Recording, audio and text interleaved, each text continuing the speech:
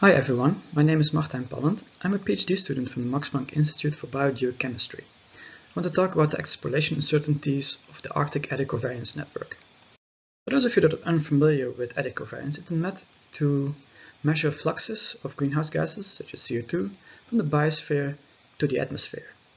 And it can be quite challenging to do this in the Arctic. Equipment can freeze, there's not a lot of infrastructure. Despite that, there are still quite a few towers, and we wonder how well these towers upscale to the Arctic as a whole. Therefore, we looked at where all the towers are located and when they've been active. And we trained a model to predict fluxes based on the closest sites nearby. And because we use FluxCom data, we know what the answer is supposed to be.